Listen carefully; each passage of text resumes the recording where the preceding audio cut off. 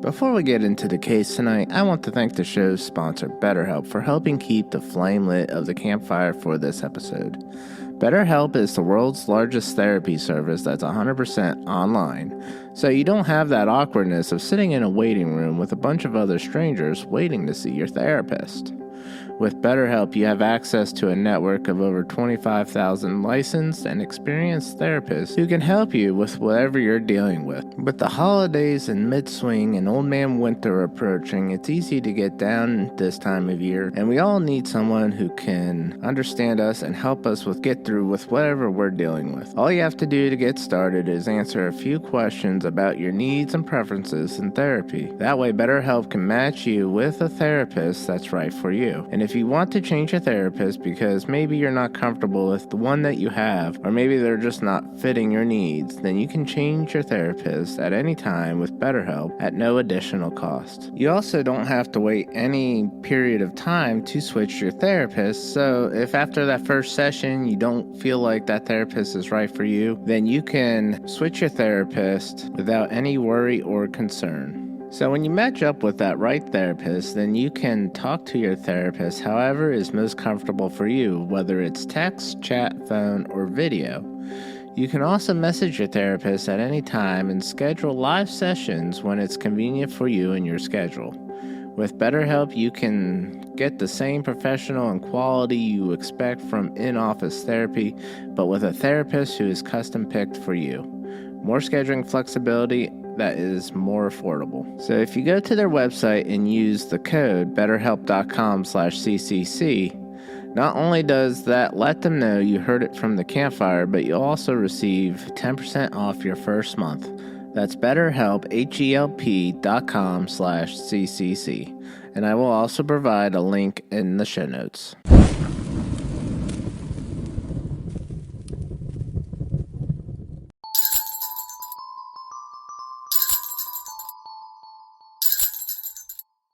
'Twas the night before Christmas, when all through the house not a creature was stirring, except in Winter Garden, Florida, on Christmas Eve, 1975.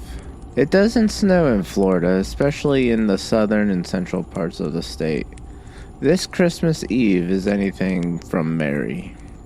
A furniture store has 4 murders, 1 surviving victim, or one survivor claiming to be the victim of an attempted robbery gone wrong. A gas station across the street is also robbed hours after the furniture store murders take place, which plays a small part in the case but doesn't have the spotlight. So on Christmas Eve, 1975, Tommy Ziegler is charged, convicted, and sentenced to death for the 4 murders of his wife, his in-laws, and a customer of his furniture store. So that's the end, right? We can call it a night and continue our drive to our destination wherever we're spending Christmas this year and having Christmas dinner. Sure, if that's how you feel. But if you want to dig deeper and pull those blinders off and take another look at this case and investigate it more than the original investigators did back in '75, then gather around the campfire time machine as we travel back in time. Welcome to the campfire. Join me tonight around the fire where we discuss the dark world of true crime.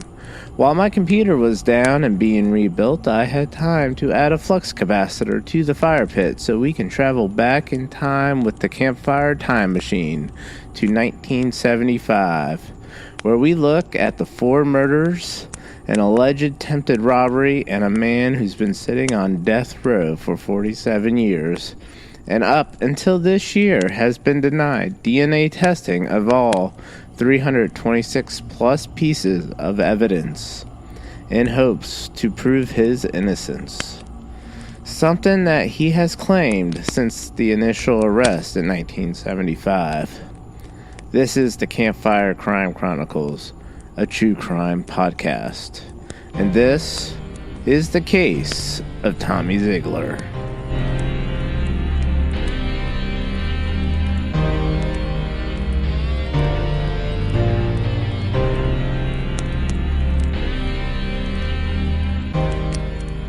Tommy Ziegler was born July 25th, 1945, and was married to Eunice Ziegler at the time of her murder. Tommy was an Army veteran, and the two met after his time in the Army. Eunice was a teacher, and the two would go to church together where she played piano and he would sing in the choir.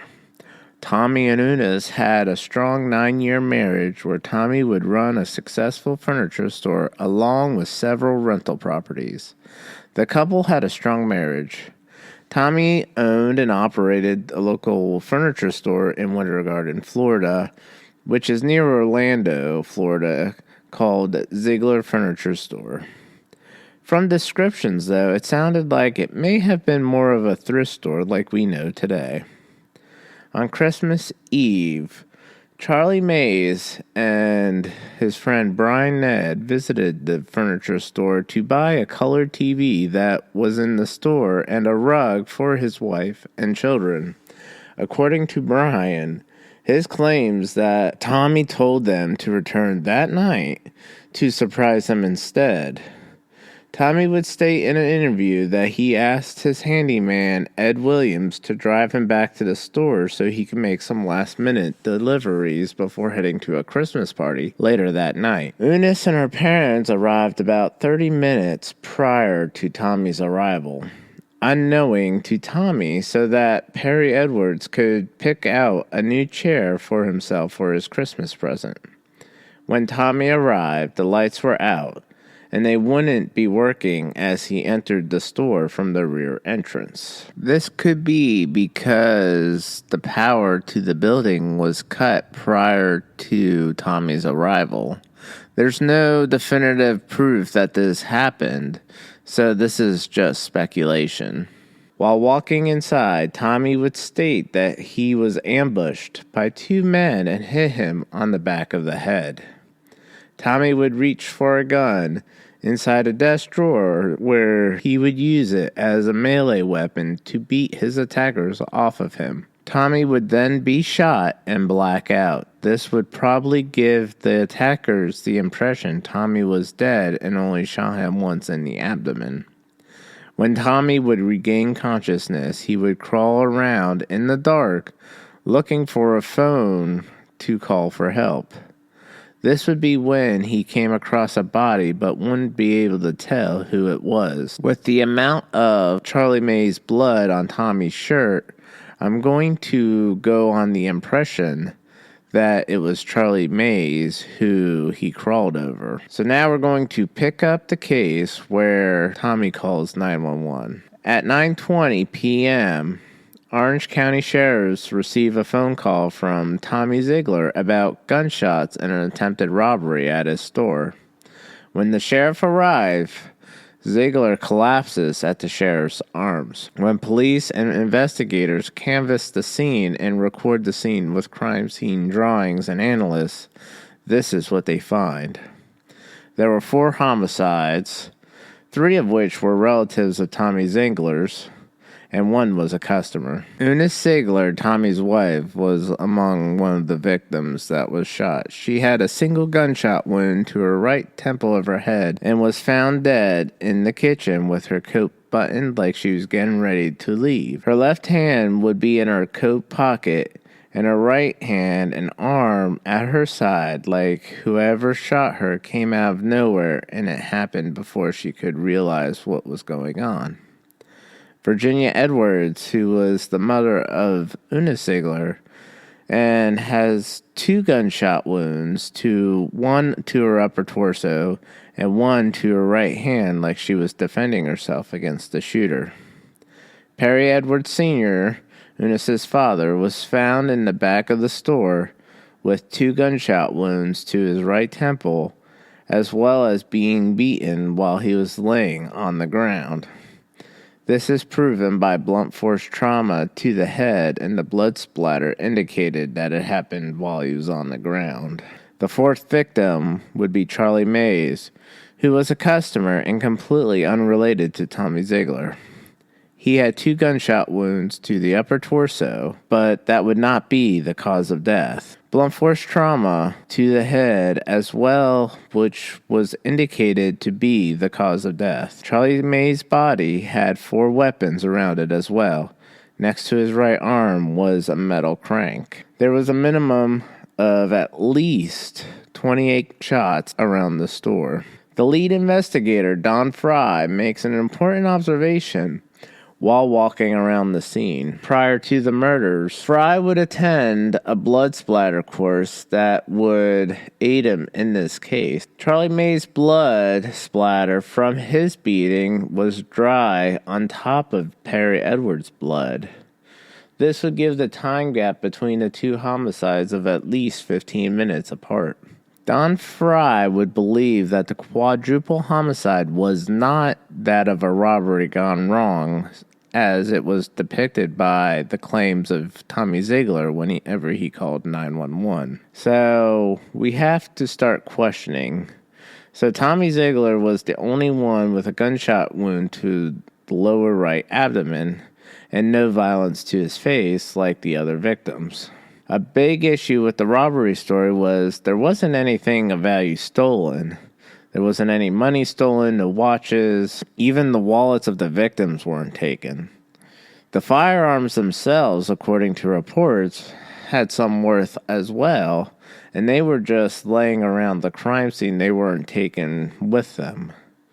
There wasn't anything that would put someone robbing the store on a time limit so that they would be in such a hurry to leave such evidence of firearms laying around, as well as not collecting anything of value before leaving. The only time the police were called and aware of the robbery and the shooting was when Tommy Ziegler regained consciousness and called them himself. Felton Thomas would tell police that he went to Mays that night to help him get the TV.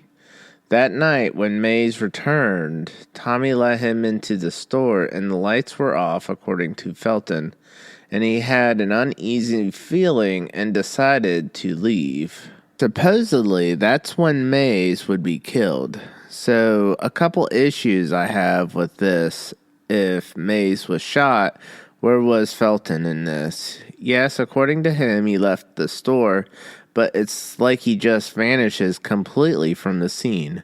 Felton, according to the source, never talked about hearing the gunshots or Mays screaming or yelling from the attack or being beaten, or the final shot supposedly when Ziegler self-inflicted himself. According to Ziegler's cousin in an interview, it seemed to her that Fry was trying to make the crime fit the person instead of actually investigating and following where the evidence took him.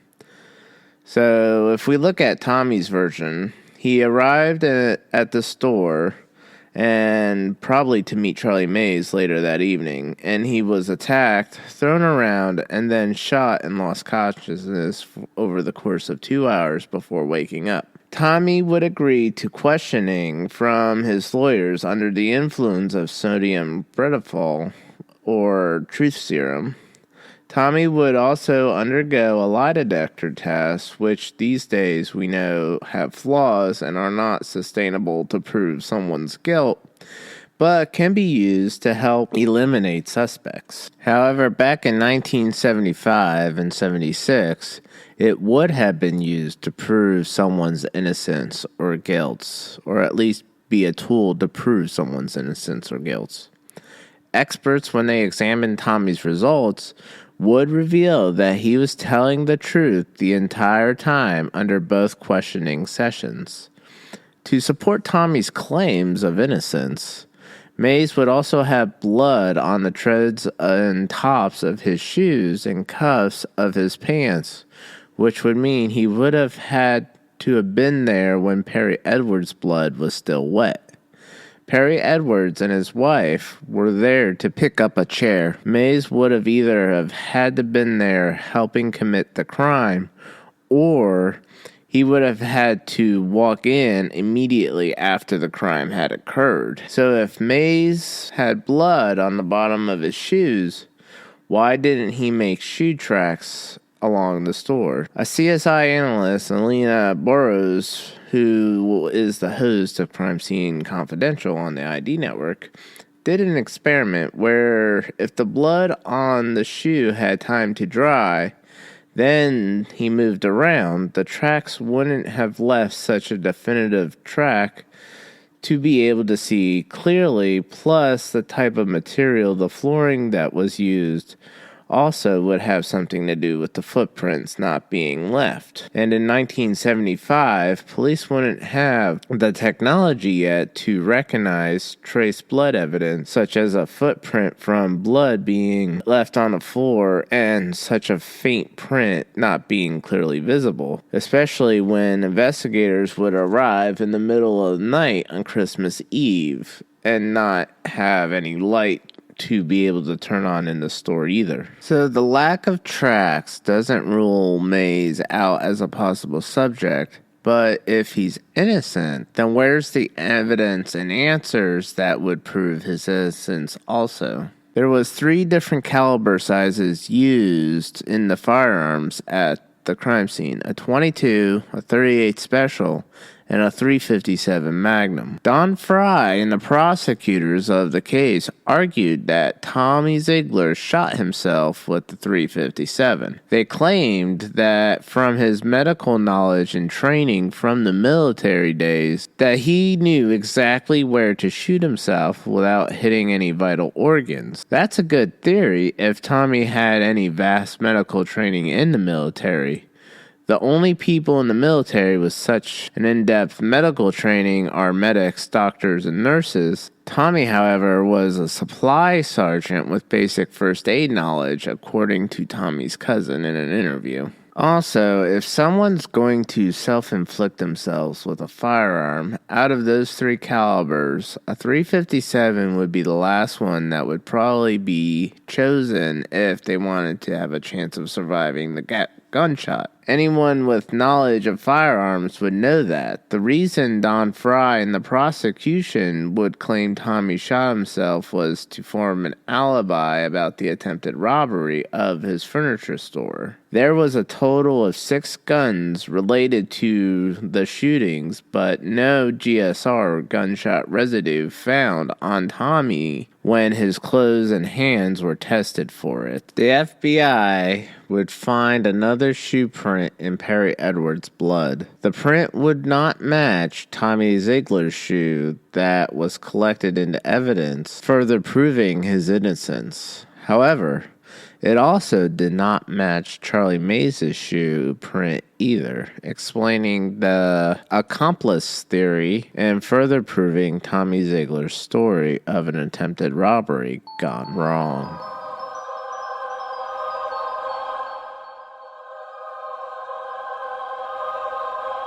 I want to thank the show's sponsor, BetterHelp, for helping keep the flame lit of the campfire for this episode.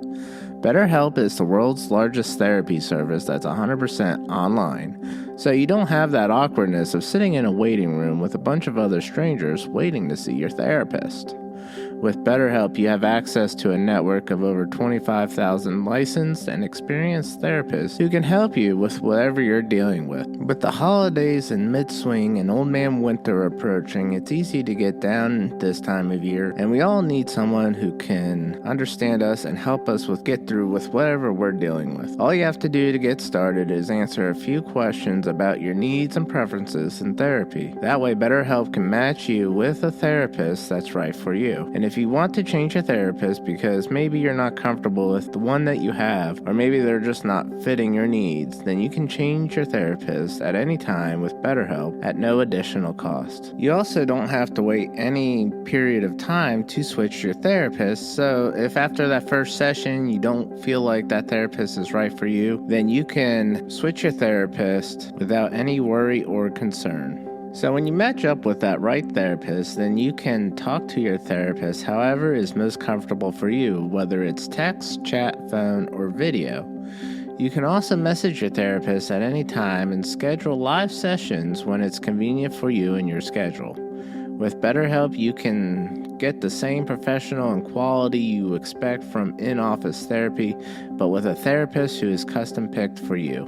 More scheduling flexibility that is more affordable. So if you go to their website and use the code betterhelp.com/ccc, not only does that let them know you heard it from the Campfire, but you'll also receive 10% off your first month. That's BetterHelp, HELP.com/ccc. And I will also provide a link in the show notes.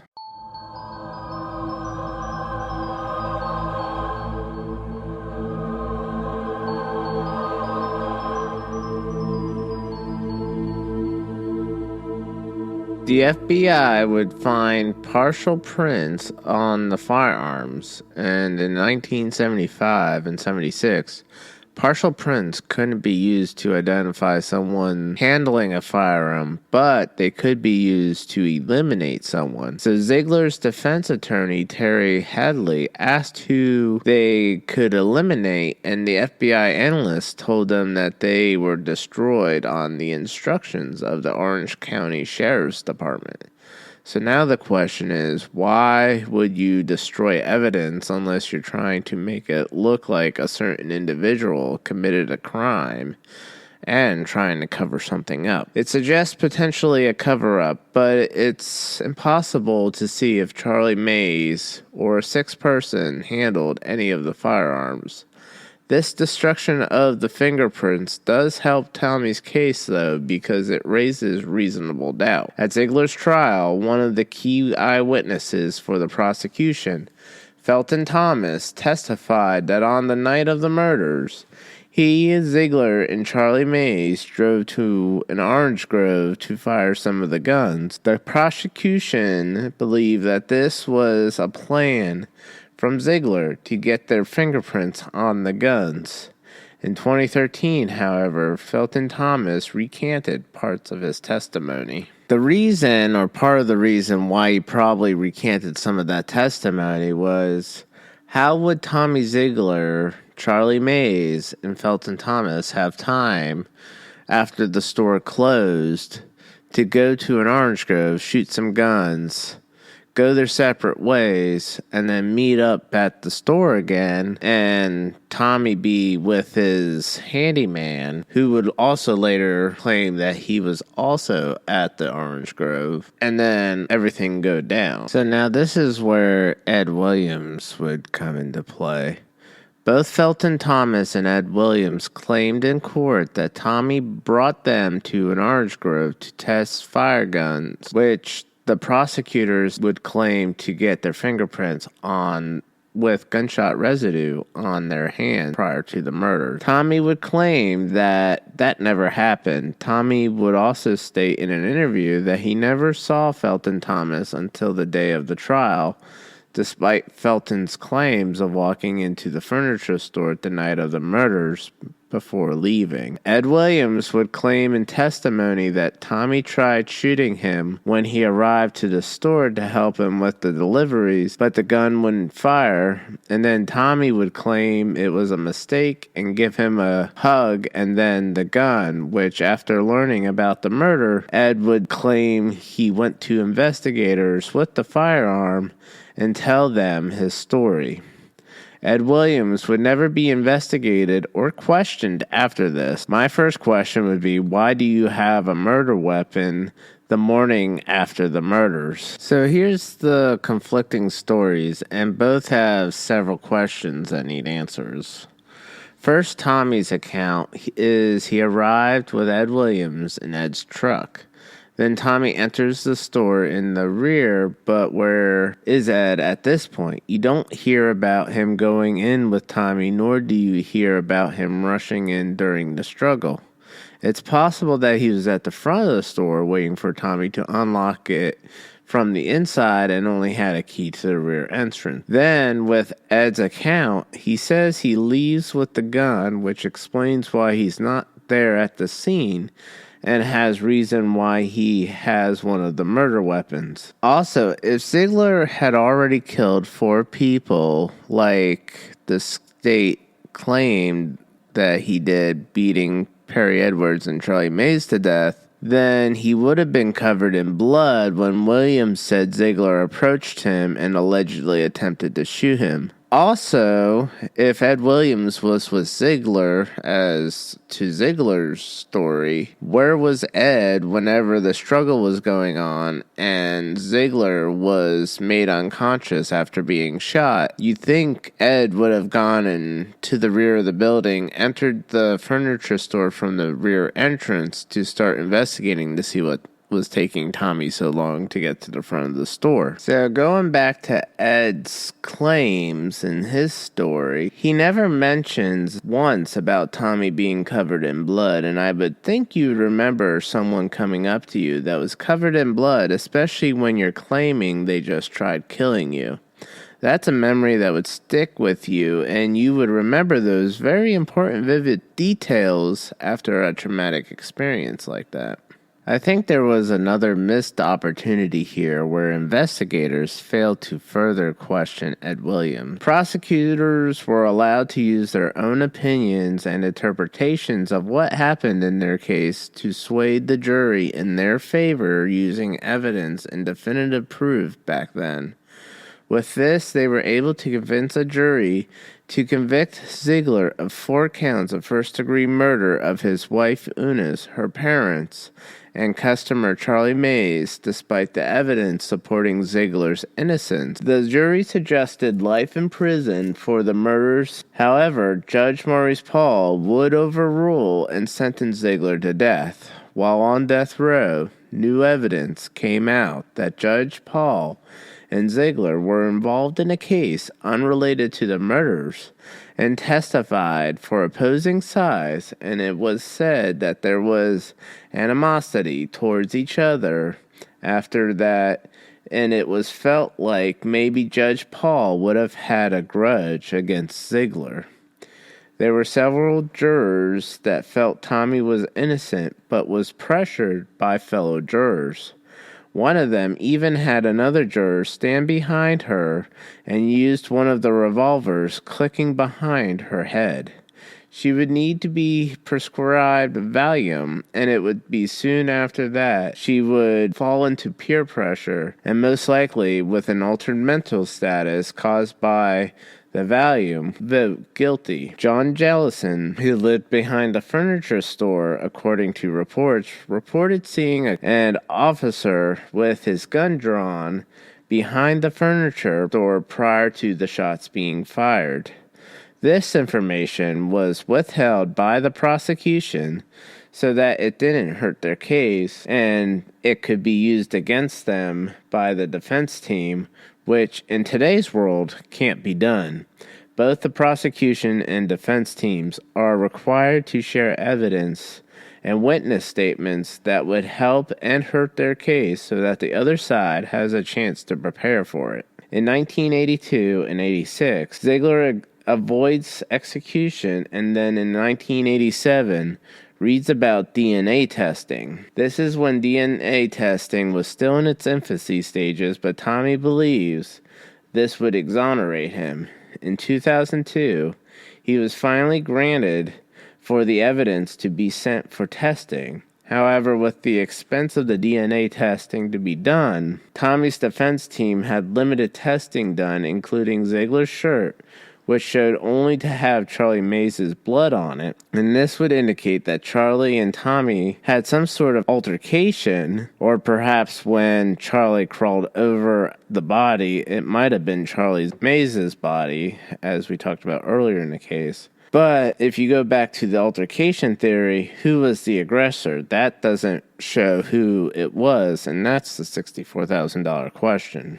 Lynn Marie Carter, a private investigator for Tommy Ziegler who believes Tommy's innocence, began looking into Tommy's case and would discover that one of the 2 witnesses on the night of the murders was Robert Foster, who is mentioned 4 times in a police report used for the police to show up at Tommy's hospital bed and arrest him. As the case would progress and carry on to trial, Robert Foster's name is replaced with Felton Thomas, Felton Thomas is the one who testified in court, but what happened to Robert Foster?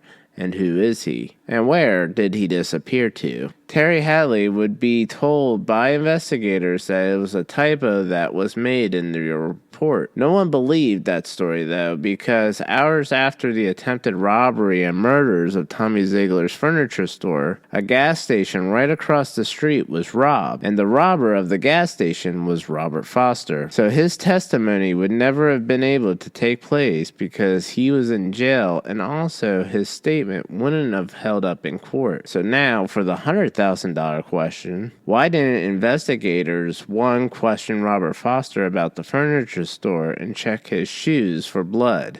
It could have very well been the mystery shoe print the FBI investigators found at the scene. The same question would be asked if Robert Foster could be the sixth person that was in the store that night. Lynn Marie Carter would make the allegation that Don Fry would replace Robert Foster with Felton Thomas as a witness to merit their case against Tommy Ziegler. This would be done because the speculation is Robert Foster not only robbed a gas station directly across the street hours after the furniture store murders occurred, and that would give ammo for Ziegler's team as well as show strength for Ziegler's story, but also had quite the rap sheet of a career criminal where Felton Thomas only had a few felonies in his past. Robert Foster would be seen in a photograph that was taken hours after the murders occurred, and people started gathering around the scene, and Foster is the only one who is turning and looking at the camera. After fighting for 47 years for all the evidence to be tested, Tommy Ziegler's team is finally granted to have all the evidence tested for DNA. Robert Foster's would die in 2022, but his DNA would remain in the national database. So if his DNA is found on the evidence, then that would help clear Tommy Ziegler's name. Tommy Ziegler is still in prison awaiting the results of new DNA testing to be done. In 2023, the defense won a breakthrough when the authorities agreed to allow modern DNA testing on samples from the crime scene. There are over 326 pieces of evidence still in storage, and the defense will conduct testing in a private lab. At the same time, Orange Osceola State Attorney Monique Worrell agreed to allow the re-examination of fingerprints found on the bodies of Eunice and Perry and Virginia Edwards. And that's where the case is at currently. It's all a waiting game at this point until all the evidence is tested for DNA. There's several people that either believe Tommy's innocence or want to see this case resolved, questions answered, and to prove Tommy's innocence or guilt. With all the evidence that doesn't point to Tommy, plus Robert Foster being at the crime scene, and also robbing a gas station directly across the street from the furniture store, it is too much of a coincidence to not look at him hard as a suspect. I wouldn't be surprised if his DNA was found on the evidence when it gets tested and comes back. So what do you guys think? Let me know on social media if you think Tommy Ziegler is innocent or guilty. So that concludes this case at the Campfire. I know there is more information that I didn't include in this story, as there is a lot of information to cover. All resources used to gather information for the case include, but not limited to, news articles, reports, documentaries, as well as other sources. I appreciate everyone who has gathered around the campfire for this case. Also, I'm working on a different bonus content feature to where subscribers can access everything in one place wherever you get your podcast. You can still find the bonfire and the after party over on Patreon for a cup of coffee per month and half a cup of coffee for the after party. I've also extended the free trial on Patreon through New Year's, so you have no obligation for the first 7 days of signing up. Also, don't forget to check out the merchandise store to grab your hoodies and other merchandise for the winter to keep you warm around those bonfires. You can also find mugs and t-shirts and hats as well as other merch. Also, don't forget to leave a rating and review wherever you listen to your podcasts. I appreciate all the support from all the listeners and supporters. Also, if you wish to support the show but you don't want to sign up for a subscription, You can support the show with the S'mores Fund through the website campfirecrimechronicles.com. A link will be provided into the show notes. So thank you for joining me for this year's Christmas special, and Merry Christmas, you filthy animals. Join me next time after the New Year's as we gather around the campfire for the next case that we dive into. And remember to sleep with one eye open. This is the Campfire Crime Chronicles, a true crime podcast.